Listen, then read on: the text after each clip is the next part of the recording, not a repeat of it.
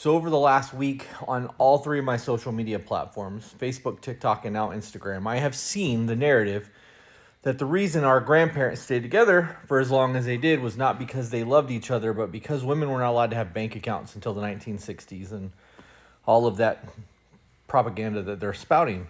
And I just want to point out something. If that's the case, and that's really the reason why our grandparents didn't split, it just proves that women are the cause of divorce. Because men could have bank accounts and they weren't leaving their wives in record numbers. So which is it? That they actually just decided to try to make things work because that's what people did back then? Because lives weren't disposable. We weren't building things that were going to break and have to be replaced the way that they are now. It was a very different time frame, especially those who lived during the Great Recession. They became hoarders. They didn't throw shit away. Everything was about repair and reuse. I'm very curious as to what it is. Do you guys really truly believe that that's why marriages lasted the way that they did? And if that's the case, it really does prove that women are the cause of divorce because men could divorce back then and record divorce rates weren't the way that they are now. What does that say about us?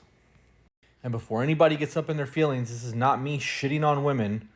This is me making an obvious statement. If that is the true narrative, that women stayed with men and did not get divorced because they couldn't have bank accounts, why didn't men divorce women? Because I guarantee you those marriages weren't happy. If that's the case, if two people are living together fucking miserable, why would somebody want to stay in a situation like that?